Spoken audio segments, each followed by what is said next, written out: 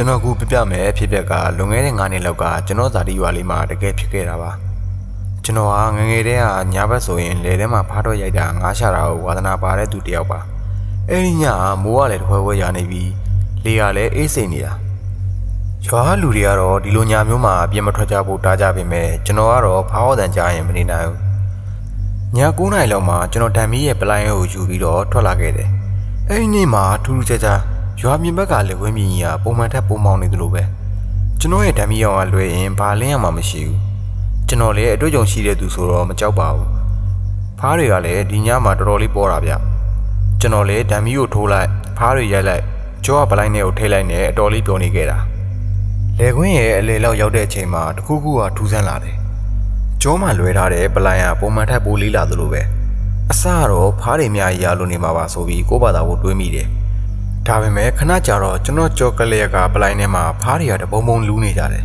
ပြီးတော့ပလိုင်းကျိုးကကျွန်တော်ပခုံးတင်းကနေဆွဲဆွဲချနေသလိုခံစားရတယ်တယောက်ကကျွန်တော်နောက်ကနေပလိုင်းကိုဖိထားသလိုမျိုးကျွန်တော်ခဏရက်ပြီးပလိုင်းကိုလက်နဲ့ဆန်းကြည့်လိုက်တယ်အဲ့ဒီချိန်မှာပဲကျွန်တော်လက်ဖြားတွေကိုအေးဆက်ဆက်အထီးတွေတစ်ခုကိုခံစားရတယ်ဘာကြီးလဲဆိုပြီးဓာမီနဲ့နောက်ကိုဝေ့ကြည့်လိုက်တော့ဘာမှမရှိဘူးဒါပေမဲ့ကျွန်တော်ရဲ့ပလိုင်းဖုံးကဟာစီဖြစ်နေတာကိုတွေးလိုက်ရတယ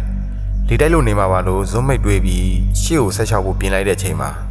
ကျွန်တော်ရဲ့နာနာလေးတင်အသက်ရှူတန်ပြင်းပြင်းကိုကြားလိုက်ရတယ်လူတယောက်ရဲ့အသက်ရှူတန်ထက်ပိုကျန်းပြီးအနံ့ကလည်းပုတ်စော်နေနေတာအဲ့ဒီချိန်မှာကျွန်တော်သိလိုက်ပြီကျွန်တော်နောက်မှာတယောက်ဒါမှမဟုတ်ရင်တခုခုလိုက်နေပြီဆိုတာ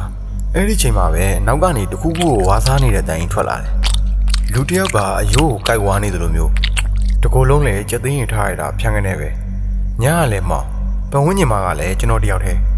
ငါပလိုင်းထဲမှာဖားတွေပဲရှိတာဘာလို့ဒီလိုအတန်မျိုးထွက်နေတာလဲဆိုပြီးအတွေးကခေါင်းထဲမှာဒရဇက်ဝင်လာတယ်ကျွန်တော်တက်တီမွေပြီးနောက်ကျောဘက်ကိုဖြည်းဖြည်းချင်းလှည့်ပြီးဓာမီနဲ့ထိုးကြည့်လိုက်တော့အဲ့ဒီချိန်မှာမြင်လိုက်ရတဲ့မြင်ကွင်းကကျွန်တော်လက်ထဲကဓာမီအောင်လွတ်ကြမတက်ဖြစ်သွားတယ်ကျွန်တော်ကြောကလေးမှာအမွေးမြင်နေတဲ့ဖုံးနေတဲ့လက်မဲမဲကြီးတစ်ဖက်ကပလိုင်းထဲကိုနှိုက်ထားတာအဲ့ဒီလက်ကြီးကပလိုင်းထဲကဖားတကောင်ဆွဲထုတ်လိုက်ပြီးပါဇက်ထဲထည့်လိုက်တာကိုမြင်လိုက်ရတယ်အဲ့ဒီရာကဖားကိုစိမ့်လိုက်ဝါးစားနေတာ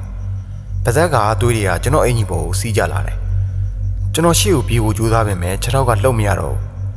သူကကျွန်တော်နာနာလေးကိုကပ်ပြီးစားလို့ကောင်းလိုက်တာဆိုပြီးပြောတယ်ကျွန်တော်သတိပြန်ဝင်လာတာနဲ့ကြောကပလိုင်းကျိုးကိုအတင်းဖြုတ်ချလိုက်တယ်နောက်ကိုလှည့်မကြည့်ပဲအိမ်ဘက်ကိုဆွပြေးတော့တာပဲကုန်းပေါ်ရောက်လို့ခဏလေးလဲကြည့်လိုက်တဲ့အချိန်မှာဓာမီးအောင်အောက်မှာအရင်မေးတစ်ခုကလေခွင်းထဲမှာထိုင်ပြီးပလိုင်းထဲကဖားတွေကိုကောက်စားနေတာကိုမြင်လိုက်ရတယ်ကျွန်တော်အိမ်ကိုအသက်လူပြီးပြေးခဲ့ရတာအိမ်ရောက်တော့မှအင်ကြီးမှာသွေးတွေပေးနေတာကိုသတိထားမိတယ်အဲ့ဒီညကကျွန်တော်တညာလုံးအိမ်မပြောခဲ့ဘူးဖျားကျင်သလိုတောင်ဖြစ်လာတယ်မနက်မိုးလင်းတော့ရွာလူအချိုးနဲ့အတူကျွန်တော်ပလိုင်းပြုတ်ကျခဲ့တဲ့နေရာကိုပြန်သွားခဲ့ကြတယ်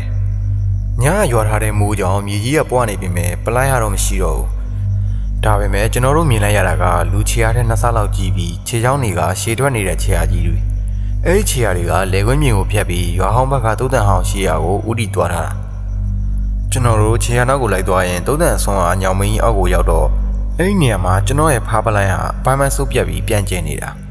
ာအဆိုးဆုံးကဘာလဲဆိုတော့ပလိုင်းဘေးမှာဖားရိုးတွေနဲ့မကပဲကျွန်တော်ဝတ်ထားတဲ့အင်ကြီးရဲ့အစားနာလေးတစ်ခုကိုပါသွေးရည်နဲ့အတူတွေးလဲရတာကျွန်တော်စဉ်းစားကြည့်ပြီးကြက်သိမ်းထားမိတယ်တကယ်လို့သာအဲ့ဒီညကျွန်တော်ပလိုင်းကိုအမြန်ဖြုံးမချခဲ့ရင်အဲ့ဒီယာကဖားတွေကိုတည်းမကပဲကျွန်တော်ကိုပါဝါစားပြစ်လောက်တယ်ရွာအသက်ကြီးဆုံးဘိုးတယောက်ပြောပြတာကဒါလေခွင်းထဲမှာခြေချနေတဲ့တောဆောင်နှက်ဆိုဒါမှမဟုတ်ရင်တရေတစ်မျိုးပဲဖြစ်လိမ့်မယ်သူကအစာငတ်နေတဲ့အချိန်နဲ့ကြုံရင်လူတော်ရံပြူတတ်တာမျိုးအဲ့ဒီညကျွန်တော်ဖားတွေအများကြီးကိုပလိုင်းနဲ့ထည့်ထားပြီးတော့အဲ့ဒီနန်းကသူ့ကိုဖိတ်ခေါ်သလိုဖြစ်သွားတာပေါ့အဲ့ဒီဖြစ်ပြီးကြတဲ့ဟာကျွန်တော်ညဘက်ဖားထွက်ရိုက်တဲ့ဝါသနာကိုအပြီးတိုင်ဆွန့်လွတ်လိုက်တယ်ပရိသတ်ကြီးတို့လည်းညဘက်တယောက်တည်းအပြင်ထွက်တဲ့အခါကိုနောက်မှာအဖော်တယောက်ယောက်ပါနေသလားဆိုတာသတိထားကြည့်ကြပါဦးတခါတလေအဲ့ဒီဖော်ကတင်းထင်းသလိုလူမဟုတ်ပဲပလိုင်းနဲ့ဖားတွေကိုနှိုက်စားမဲ့အရာလိုမျိုးလည်းဖြစ်နေနိုင်ပါတယ်လူချင်းမျိုးတို့ကြုံတွေ့ရတဲ့ဖြစ်ပျက်တွေရှိရင်လည်းလာရောက်ပြီးပြပြပေးနိုင်ပါတယ်အားလုံးကျေးဇူးတင်ပါတယ်